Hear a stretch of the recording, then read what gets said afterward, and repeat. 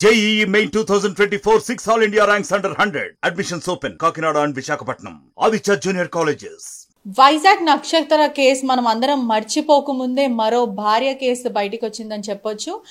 నా భర్త వివాహిత సంబంధం పెట్టుకొని మమ్మల్ని రోడ్డు మీద ఉంచాడు, నిలబెట్టాడని చెప్పి భార్య మెర్సీ రచ్చకెక్కిందని చెప్పొచ్చు. నా భర్త ఒక మరో ఆవిడతో, ఉషా అని ఒక మహిళతో ఇల్లీగల్ రిలేషన్షిప్ పెట్టుకొని మమ్మల్ని అంతా రోడ్ పాలు చేశాడని చెప్పడం జరుగుతుంది. నిన్న భార్యాభర్తలు ఇద్దరితోని మనం వర్షన్ తీసుకోవడం అయితే జరిగింది. అనేక ఆరోపణలు అయితే భార్య మీద భర్త వేస్తున్నాడు. మరోవైపు భర్త మాత్రం నేను భార్య బాధితుడిని, భార్య నన్ను చాలా హరాస్మెంట్ చేస్తుంది అని భర్త చెప్పడం జరుగుతుంది. భార్య మాత్రము అతను అంటే అగ్ని సాక్షిగా నన్ను పెళ్లి చేసుకున్న తర్వాత కూడా డైవర్స్ ఇవ్వకుండా మరో మహిళతో ఇల్లీగల్ రిలేషన్షిప్ పెట్టుకొని ఆమెతోని సహజీవనం చేస్తున్నారు అని భార్య ఆరోపించడం జరుగుతుంది. ఒకసారి మనతో పాటు భార్య ఉంది, మాట్లాడే ప్రయత్నం చేద్దాం. నమస్తే అండి, చెప్పండి. నిన్న మేము మీతో ఆర్టీవీ సంప్రదించడం జరిగింది, మీరు ఆర్టీవీని మాట్లాడడం కూడా జరిగింది. మీ భర్త వచ్చేసి ఇదంతా ఫాల్స్ ఎలిగేషన్స్, ఎవరైతే మా భార్య మెర్సీ ఉందో కేవలం డబ్బుకి ఆశపడి ఈ డ్రామా అంతా హై డ్రామా చేస్తుందని అంటున్నారు. మీరు మాత్రం అతనికి ఇల్లీగల్ రిలేషన్షిప్ ఉంది, రెడ్ హ్యాండెడ్ గా పట్టుకోవడం జరిగింది, ఆ రూమ్ లో వాళ్ళిద్దరు ఉండడం. మీ దగ్గర అనేక సాక్ష్యాలు ఏమైనా ఉన్నాయని మీరు చెప్తున్నారు. వాళ్ళిద్దరికి పెళ్లి జరిగింది అంటున్నారు. మీ దగ్గర ఎటువంటి సాక్ష్యాలు ఉన్నాయి? నిజాలేంటి? పెళ్లి చేసుకోవడం వాస్తవము, ఇల్లీగల్ అఫేర్ ఉండడం వాస్తవము. నేను బెదిరిస్తే మాత్రం వాళ్ళు చేసుకోవాల్సిన అవసరం లేదు, ఉంది కాబట్టి నేను అడిగాను. ఇంకోటి డబ్బు అంటున్నారా, డబ్బు నాకేం అవసరం ఉంటుంది, డబ్బుతో నాకేం అవసరం ఉండదు. పెళ్లి చేసుకోలేదు అన్నాడు, నో ప్రూఫ్.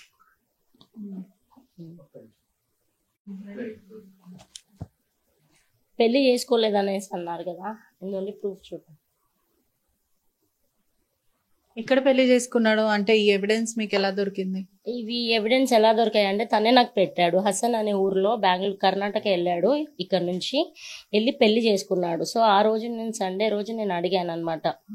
మా ఆయన సాటర్డే ఇంట్లో నుంచి వెళ్ళిపోయారు. అది మా ఇంట్లో నుంచి కూడా వెళ్ళలేదు, తను వాళ్ళ మదర్ వాళ్ళ ఇంట్లో నుంచే వెళ్ళిపోయాడు. వెళ్ళిపోతే నేను ఇంకా రావటం లేదేంది, రావాలా కదా అనేసి ఆ రోజు అడిగితే, అంటే ఆ రోజు ఏం మాట్లాడలేదు. సండే రోజు కాల్ చేశారు, రావా ఇప్పటికైనా ఇంటికి అనేసి. అంటే ఫస్ట్ చిక్కడపల్లి పోలీస్ స్టేషన్కి వెళ్ళా, కంప్లైంట్ ఇచ్చా, తను రావటం లేదు, ఇంకా కూడా మిస్సింగ్ లాగా అనిపిస్తుంది నాకు అని చెప్పేసి. అంటే అక్కడ లేదులేమ్మా వస్తారు, మీ హస్బెండ్ ఎక్కడికి వెళ్తారు అని చెప్పారు వాళ్ళే.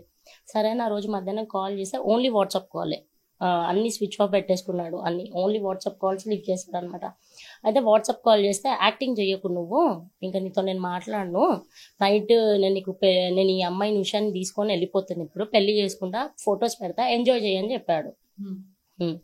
సో అదేంటి అని అడిగే లోపే కాల్ కట్ చేసిండు. మళ్ళీ కాల్ చేసా, మొబైల్ డేటా కూడా ఆఫ్ చేసుకున్నాడు. సర్లే అనుకున్నా, నైట్ 11 o'clockకి పిక్స్ పెట్టాడు పెళ్లి చేసుకున్నది. ఇది అంటే ఎందుకు మీ ఇద్దరి మధ్యలో డిస్టర్బెన్స్ ఎప్పుడు మొదలైంది? ఉషా అన్న మహిళ మీ వారికి ఎలా తెలుసు? తను మా దగ్గర ఎంప్లాయీ అని నిన్న చెప్పాను కదా, నిన్న జరిగిన వర్షన్లో తను మా దగ్గర ఒక ఎంప్లాయీ, తనతో అఫేర్ తనకి 1 year నుంచి ఉంది, కానీ 6 months నుంచి అని వాళ్ళు అంటున్నారు.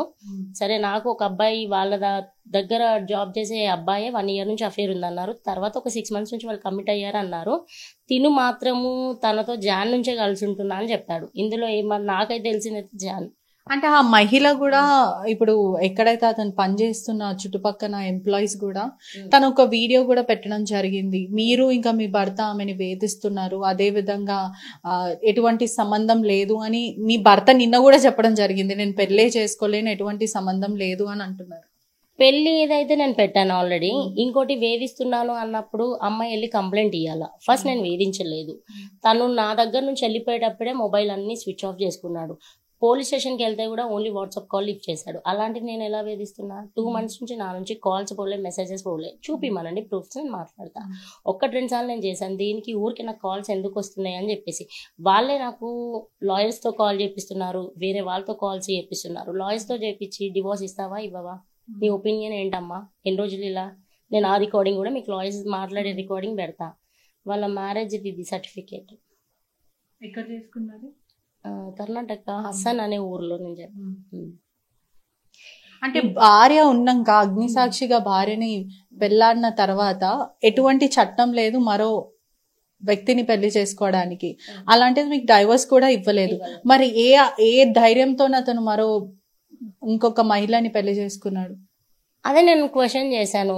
ఏ రోజైతే ఆయన పెళ్లి చేసుకొని వెళ్ళిపోతా అనేసి అన్నాడో ఇంకా ఆ రోజు నుంచి నేను కాల్స్ బంద్ చేశా చేయడం. ఆ రోజు నైట్ ఇంక అంతే, ఫొటోస్ పెట్టి చూడు she my officially wife now అని పెట్టాడు.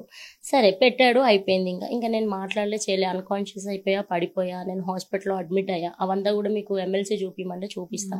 నెక్స్ట్ డే ఇంకా నేను ఎంత అంటే అసలు లేవలేకున్నా, అయినా సరే నేను వెళ్ళాలి అనేసి ఉమెన్ పిఎస్లో అది మన భరోసా సెంటర్కి వెళ్ళా. ఆటోమేటిక్గా ఎఫ్ఐఆర్ ఫైల్ అయిపోయింది. సో తర్వాత వాళ్ళు 20 daysకి వచ్చారు. వచ్చి కూడా మా ఇంటికి రాలేదు. అంటే వాళ్ళ అక్క వాళ్ళ బావ సపోర్టు వాళ్ళ ఇంట్లోనే ఉన్నారు. ఆ వీడియోస్ కూడా చూపిస్తా. అంటే ఎందుకని ఇక్కడ మీ ఇద్దరి మధ్యలో వివాదం ఎప్పటి నుంచి మొదలైంది? అంటే ఇప్పుడు మీరు భార్యాభర్తగా సుమారుగా 10 ఏళ్ల పైన నుంచి కలిసి ఉన్నారని చెప్తున్నారు. 3 పిల్లలు కూడా ఉన్నారు, పెద్ద పెద్ద పిల్లలు. మళ్ళీ అలాంటప్పుడు మీరు భార్యగా ఉన్నప్పుడు మరో వ్యక్తి దగ్గర వెళ్లాల్సిన అవసరం ఏంటి? అదే విధంగా మీతో పెళ్ళైన తర్వాత కూడా మరో వ్యక్తిని ఎలా పెళ్లి చేసుకుంటారు, అంటే డైవర్స్ కాకుండా? అది ఇంకా నేను దానికి ఆన్సర్ చెప్పలేను. ఎందుకంటే 15 ఏళ్ళ నుంచి ఉన్నాడు మనిషిని, నేను నమ్ముతా, నమ్మకం అనేది వస్తుంది. ఇప్పుడు 6 years నుంచి మేము ఒక ఆఫీస్ రన్ చేస్తున్నాం. నాకు తెలుసు అందులో టెలికాలర్స్ ఉంటారు అని చెప్పి. అబ్బాయిలు తక్కువ మా దగ్గర, అమ్మాయిలు ఎక్కువ ఉంటారు. సో 6 years నుంచి ఇలాంటి ఇష్యూ నేను ఎప్పుడు ఫేస్ చేయలేదు. సర్లే నేను వెళ్తే కూడా బాగానే ఉండేవాళ్ళు. కొంచెం ఈయన గురించి కూడా తెలుసు, ఈయన అమ్మాయిలకి అప్పుడు అంటే రెస్పెక్ట్ ఇస్తాడు, భయపడతాడు, నేను జాగ్రత్త అని చెప్తూనే ఉంటా ప్రతిసారి. సరే అనుకున్నాను. కానీ ఇది ఇంకా దీనికి నేను ఆన్సర్ చేయలేను. అసలు ఎందుకు ఇలా చేయాల్సి వచ్చింది నా అని చెప్పేసి చాలాసార్లు ట్రై చేశా. వాళ్ళు ఎంత మాట్లాడినా, నిన్న మీ భర్త వర్షన్ తీసుకున్నప్పుడు ఎంత ఏం చెప్పినా కూడా మా ఆవిడ కేవలం డబ్బు కోసమే ఆశిస్తుంది అని చెప్తున్నారు. అసలు మాకు పెళ్ళే కాలేదు, మేము మంచి స్నేహితులమని, అదే తప్ప ఇంకేది చెప్పట్లేదు. మీకు ఆల్రెడీ మీ మీద ప్రాపర్టీలు రాసిచ్చా, కేవలం నా ఆస్తి కోసం మాత్రమే తను ఈ డ్రామా అంతా క్రియేట్ చేస్తుంది అంటారు. వాళ్ళ స్నేహితులు అని మాత్రమే చెప్తున్నాడు అని ఎంత చెప్పినా. మీరే అందులో అంటున్నారు పెళ్లి చేసుకోలేదని నేను అన్నాడు, నేను పెళ్లి ప్రూవ్ చూపించాను. స్నేహితులు అంటున్నారు. ఎంత స్నేహితులు అయితే మాత్రాన ఇలా అయితే ఉండరు కదా.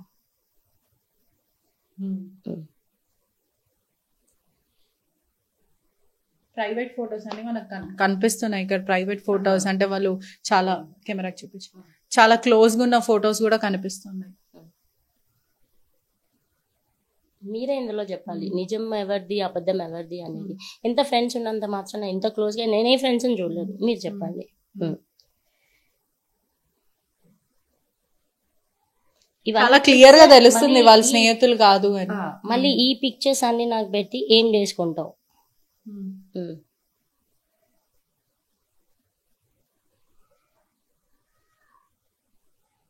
అదే విధంగా మీ భర్త నిన్న మీ మీద దాడి కూడా చేశారని చెప్పి కంప్లైంట్ ఇవ్వడం జరిగింది. అంబర్పేట్ పోలీసులకు కూడా మీరు నిన్న ఫిర్యాదు చేశారు. అనేక సార్లు పోలీసులకు చెప్తున్నా కూడా మీకు న్యాయం జరగట్లేదు అని చెప్తున్నారు. దాని మీద మీరేమంటారు? న్యాయం జరగట్లేదు అంటే నేను చాలాసార్లు వెళ్ళాను, చెప్పాను. అది నాకు అసలు ఫస్ట్ ఆఫ్ ఆల్ వచ్చేసి నాకు అంబర్పేట్ రాదు. మా పరిధిలో వచ్చేది చిక్కడపల్లి వస్తుంది. చాలాసార్లు FBలో పెట్టినప్పుడు వెళ్ళాను, చెప్పాను, వాళ్ళు లైట్ తీసుకున్నారు. మళ్ళీ తర్వాత మన వాట్సాప్ గ్రూప్లలో, కాలనీ గ్రూప్లలో పెట్టి డిస్టర్బ్, హరాస్మెంట్, చాలా కాల్స్ చాలా వస్తున్నాయి. మెసేజ్ బరి తెగించడానికి అనేక, నేను వద్దు అని వెళ్ళిపోయిన మనిషి మళ్ళీ నాకెందుకు కాల్స్ మెసేజెస్ చేయాలి? నేను యాజ్ ఎ లా లీగల్ గా నేను వెళ్తున్నా, నేను ఎక్కడ కోర్టులో ఆల్రెడీ కేసు నడుస్తుంది. అంటే ఛార్జ్ షీట్ అయ్యింది అనమాట. సో నేను అక్కడ తనని నేను ఏ రోజు డిస్టర్బ్ చేసింది లేదు. నేను మెసేజ్ నువ్వు వచ్చేసేయి, నువ్వు నాకు అంటే నేను ఫోర్స్ చేసింది లేదు. ఎలా చేసుకున్నావు ఏంటి, మెంటలీ మిమ్మల్ని హరాస్ చేస్తుండు, మానసికంగా, ఎమోషనలీ, నన్నే కాదు మొత్తం టోటల్ ఫ్యామిలీ మెంబర్స్ ని. ఎప్పుడు కూడా ఆయన పిల్లల గురించి ఆలోచించడం కానీ, ఎందుకంటే 3 మగ పిల్లలు అయినప్పటికీ కూడా మీకు ఇంకా చిన్న బాబు కూడా ఉన్నాడు, మరి ఎప్పుడు కూడా పిల్లల గురించి ఆలోచించడం కానీ అట్లాంటివి ఏం లేవా? పిల్లల గురించి ముందు ఆలోచించేవాడు, ఇంక ఇప్పుడు ఆలోచించట్లేదు. ముందు బాగానే ఉంది. ఈ మహిళ ఎవరైతే ఉషా ఉందో మీ భర్తకి, ఆ మహిళకి ఇల్లీగల్ ఎఫ్ఐఆర్ ఉందో, ఆ మహిళకు కూడా ఆల్రెడీ పెళ్ళైంది, 2 పిల్లలు కూడా ఉన్నారు అని సమాచారం తెలుస్తుంది. 2 పిల్లలు తనకి, ఓ బాబు ఒక పాప. అంటే వాళ్ళ భర్త ఏమంటున్నాడు అంటే, ఇలా ఒక వ్యక్తితోని తను వెళ్ళిపోయింది, వాళ్ళ భర్త వర్షన్ ఏముంది, అదే విధంగా ఆ 2 పిల్లల్ని ఎవరు చూసుకుంటున్నారు అంటే, ఇప్పుడు ఏ తల్లి కూడా పిల్లలను వదులుకోవాలనుకోదు, కన్న తల్లి. మరి అలాంటిది కన్న తల్లి ఎంత నీచమైన మైండ్ సెట్ మనకు అర్థమవుతుంది. కన్న తల్లి వాళ్ళ 2 పిల్లలను వదిలేసి మరో వ్యక్తితో వెళ్ళిపోవడం చాలా దారుణమైన విషయం అని కూడా చెప్పొచ్చు.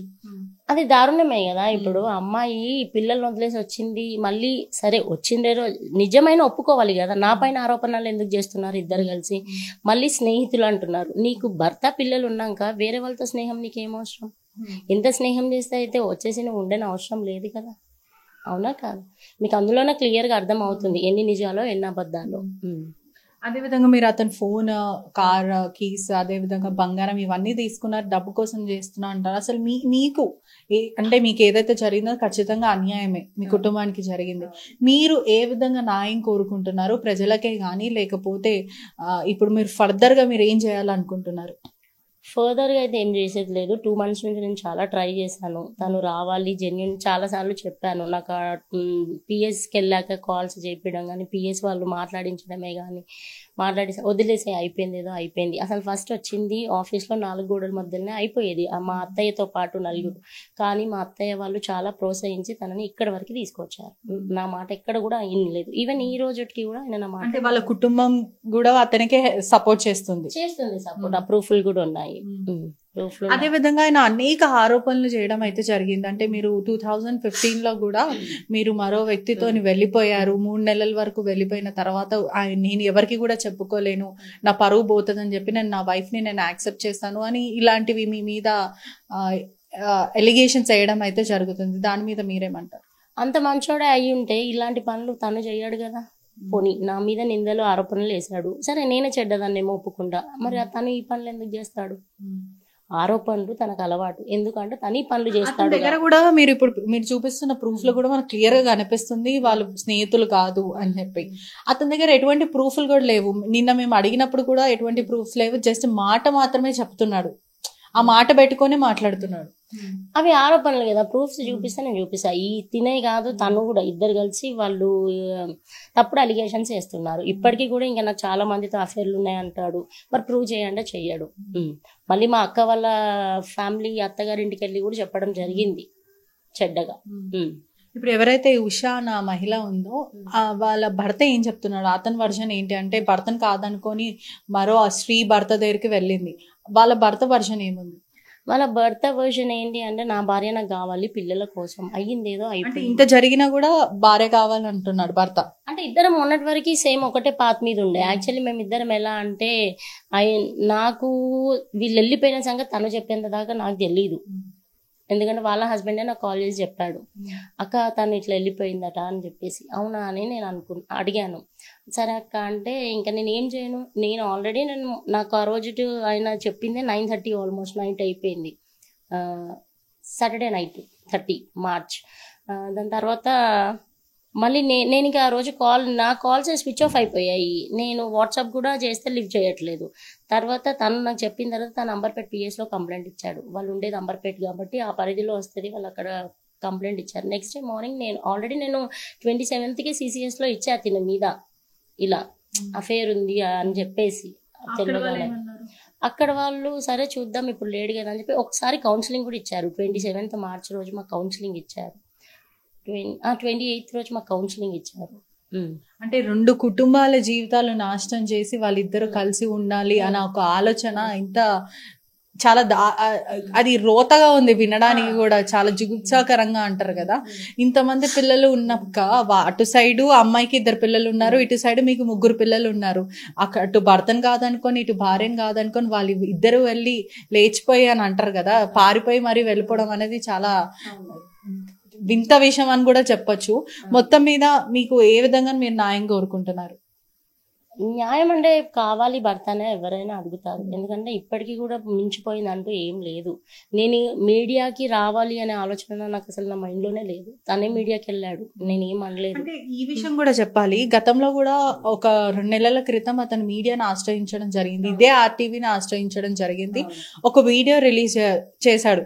నా భార్య ఒక మహిళతో, నా ఆఫీస్లో పనిచేసే మహిళతో నాకు ఎఫ్ఐఆర్ అంటగడుతుంది, నేను నిర్దోషిని, నాకు అటువంటి సంబంధం ఏం లేదు, నేను చచ్చిపోతున్నాను, నా ఆస్తి నా బంగారం అంతా తీసుకుందని ఒక వీడియో రిలీజ్ చేయడం అయితే జరిగింది. ఇలాంటివి ఎందుకు సృష్టిస్తున్నాడని చెప్పొచ్చు? ఎందుకు అంటే ఆ మధ్య నాకు మళ్ళీ కాంటాక్ట్ చేశాడు, ఏమని నేను ఇంటికి వచ్చేస్తా, అమ్మాయి వెళ్ళిపోతాంది అని చెప్పేసి. అంటే అమ్మాయి వెళ్ళిపోతా అన్నది కాబట్టి మీరు ఇప్పుడు చాయిస్ అయ్యారు. ఇది ఆల్రెడీ నేను ఒకసారి ఛాన్స్ ఇచ్చి కూడా చూసా. ఇక్కడ మన సిసిఎస్ లోనే తను ఏప్రిల్ 17కి మన అంబర్పేట్ పిఎస్కి ఇద్దరు వచ్చారు. అక్కడ వాళ్ళ హస్బెండ్ నువ్వు ఇంటికి వస్తావా అంటే నేను రాను, నేను నీకు డివోర్స్ పేపర్స్ పంపిస్తాను అనేసి అంది. అబ్బాయి కాళ్ళ మీద పడ్డాడు, వాళ్ళ కొడుకు 12 years బాబు కాళ్ళ మీద పడి మమ్మీ వచ్చేసి అంటే నేను రాను, నాకు ఈ డాడీ వద్దు, నాకు ఆ డాడీయే కావాలి అంది. అయిపోయింది అక్కడ. సో అంబర్పేట్ పిఎస్ అనేది నా పరిధిలో రాదు కాబట్టి నేను అక్కడ మాట్లాడలేనేమి కాబట్టి మాట్లాడలేదు. సో నేను ఇక్కడ భరోసాకి వచ్చాను. మళ్ళీ వచ్చాక 19th రోజు ఫ్రైడే, ఆ రోజు అక్కడ మా హస్బెండ్ నాకు కలిసాడు. తను ఒక్కడే వచ్చాడు, అప్పుడు ఫ్యామిలీతో రాలేదు, ఆ అమ్మాయిని కూడా తీసుకురాలేదు అనమాట. యాక్చువల్లీ ఇద్దరు రావాలా. అక్కడికి వచ్చాక కూడా తను ఏం చేశాడు అంటే నువ్వు కావాలి అని చెప్పి నన్ను బతిమలాడుతున్నాడు. నేను షాక్ అయిపోయా, అదేంటి నేను ఎందుకు కావాలి నీకు, మొన్నైతే అమ్మాయి వద్దు అని చెప్పగానే నేను ఒక క్లారిటీకి వచ్చేసాను. తిను కూడా నాకు అదే ఆన్సర్ ఇస్తాడు, నువ్వు కూడా వద్దు అనేసి అంటాడనే నేను అనుకున్నా. కానీ ఫ్రైడే వచ్చేసరికి తను నేను కావాలి అన్నాడు. ఎందుకు అని అడిగితే లేదా అయిపోయింది, ఏదో తప్పు అయిపోయింది, ఇంకా నువ్వే నాకు కావాలి, ప్లీజ్ నన్ను క్షమించు అన్నాడు. అంటే డబుల్ మాటలు, డబుల్ స్టాండర్డ్స్. ఇవన్నీ ప్రూఫ్స్ కూడా ఉన్నాయి, నేను వినిపిస్తా అన్నాడు. సరేలే అని చెప్పేసి ఫ్రైడే అంతా కూడా నేను ఏం అనలేదు, ఇంటికి వచ్చేసాను. నేను ఫ్రైడే ఓన్లీ పిఎస్లోనే నేను మాట్లాడాను, మళ్ళీ ఎక్కడ మాట్లాడలేదు. మళ్ళీ సాటర్డే మాట్లాడలే. సండే నైట్ నాకు వాట్సాప్ కాల్స్ వచ్చాయి కంటిన్యూగా. నేను అన్న అది ఫస్ట్ నాకు వేరే నెంబర్ నుంచి వచ్చి నేను లిఫ్ట్ చేయాల్సి వచ్చింది. దాని తర్వాత తిని మళ్ళీ కాల్ చేశాడు. ఏంటి అన్న, లేలేనా ఇది తప్పు అయిపోయింది, ప్లీజ్ అమ్మాయి మంచిది కాదు, నేను నమ్ముకొని మోసపోయాను, చాలా సైకో, చేతులు కట్ చేసుకుంటుంది, చచ్చిపోతా అని చెప్పేసి, ప్లీజ్ ఈ ప్రాబ్లం నుంచి నువ్వు నన్ను ఎలా అయినా బయటికి తీసుకురా అన్నాడు.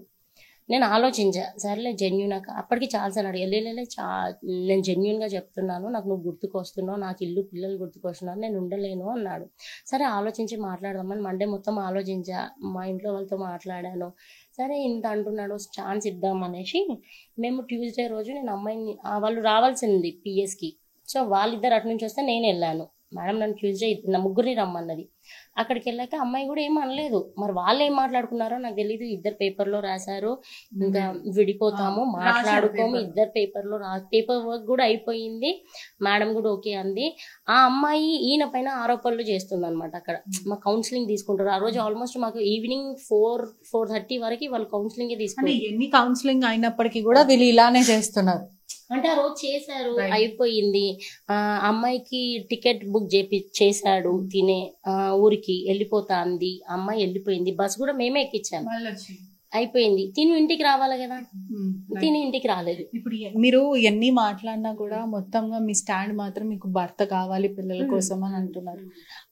చూస్తున్నారు కదా ఎంత ఇటువంటివి వినడానికి కూడా జుగుత్సాకరంగా అనిపిస్తూ ఉంటాయి.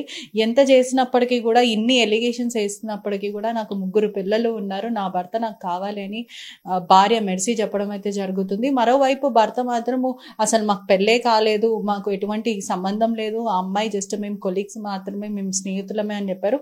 పూర్తిగా ఎవిడెన్స్తో సహా భార్య ఇప్పుడు బయట పెట్టడం అయితే జరిగింది. నిజాలన్నీ బయట పెట్టింది. వాళ్ళకి పెళ్లి జరిగింది, అగ్నిసాక్షిగా పెళ్ళాడిన నేను ఉన్నంగా కూడా నాకు డైవర్స్ ఇవ్వకుండా కూడా మరో వ్యక్తితోని అతను మరో రూమ్ లో రెడ్ హ్యాండెడ్ గా దొరికారని భార్య చెప్పడం అయితే జరుగుతుంది. Cameraman వంశీతో పెట్రిషా reporting RTV Hyderabad. నా పేరు ప్రవీణ్ కుమార్, నా వైఫ్ పేరు మెర్సీ ఏంజల్. మేము కృష్ణానగర్ బస్తీ రామ్నగర్ లో ఉండేవాళ్ళం. నేను మా భార్యని మెర్సీ ఏంజల్ని 15 సంవత్సరాల క్రితం ప్రేమించి పెళ్లి చేసుకున్నాను. ఈ మధ్య కాలంలో నేను పెళ్లి చేసుకున్నానని చెప్పి ప్రచారం చేస్తున్నారు. దానికి ముఖ్య కారణం మెర్సీ ఏంజల్ అయిన నా వైఫ్. ఎందుకంటే నేను నా ఆఫీస్లో స్టాఫ్ ఉషా అని మేమిద్దరం అక్రమ సంబంధంలో ఉన్నామని మమ్మల్ని ఫోర్సిబుల్గా మమ్మల్ని రోడ్డుకి లాగి వాళ్ళ హస్బెండ్కి మమ్మల్ని తప్పుగా చూపించి ఆ పిల్ల ఇంటి నుంచి వచ్చేలాగా చేసి మమ్మల్ని రోడ్డు పాలు చేసి మేము పెళ్లి చేసుకోవడానికి ముఖ్య కారణమైంది మా వైఫ్ అయిన మెర్సీ ఏంజల్. అలాగే ఈ రోజు నేను పెళ్లి చేసుకున్నానని చెప్పి నేను కష్టపడి సంపాదించిన 60 తులాల బంగారాన్ని, 4 ప్లాట్స్, అలాగే నా ల్యాప్టాప్లు, నా పాస్పోర్ట్స్, నా ఆఫీస్ని, వీటన్నిటినీ లాక్కొని నన్ను ఈరోజు రోడ్డు పాలు చేశారు. దీనికి ముఖ్య కారణం నా వైఫ్ అయిన మెర్సీ ఏంజల్ వెనక నడిపించిన జాయ్ రెడ్డి, వాళ్ళ అక్క, వాళ్ళ బావ సురేందర్ రెడ్డి, అలాగే వీళ్ళ వెనకలుండి నడిపించిన మా పెద్దత్త అయిన సరళ కుమారి అండ్ విజయ కుమారి. వీళ్ళు నలుగురు కలిసి మా వైఫ్ వెనకాల ఉండి నడిపించి నన్ను ఈ రోజు రోడ్డు పాలు చేశారు. చేసిందే కాకుండా మమ్మల్ని కొట్టి చంపుతామని చెప్పి, నన్ను ఎక్కడ కనిపిస్తే అక్కడ చంపేస్తామని చెప్పి ఇలా బెదిరిస్తూ ఉన్నారు. ఈ రోజు నన్ను ఉషాని ఏ రోజు ఎక్కడ కనిపించినా చంపేస్తామని చెప్పి మమ్మల్ని థ్రెట్ చేస్తున్నారు. అలాగే వాళ్ళ చేతిలో మేము చచ్చే బదులుగా నేను ఉషా సూసైడ్ చేసుకుంటే ముఖ్య కారణం వీళ్ళు 5 mercy Angel, Joy Reddy, Surender Reddy, సరళ కుమారి అండ్ విజయ్ కుమారి. నా పిల్లల్ని వీళ్ళ నుంచి దూరంగా పెట్టండి. ఎవరైనా సరే మా తల్లిదండ్రుల దగ్గరికి పంపించండి. వీళ్ళ దగ్గర అయితే నా పిల్లలు సరిగ్గా ఉండలేరు. ప్లీజ్ దయచేసి నా పిల్లల్ని జాగ్రత్త చూడండి. మరిన్ని వీడియోస్ కోసం ఛానల్ ని సబ్స్క్రైబ్ చేయండి. లేటెస్ట్ అప్డేట్స్ కోసం వాట్సాప్ ఛానల్ ని ఫాలో చేయండి. అండ్ లింక్ డిస్క్రిప్షన్ లో ఉంది.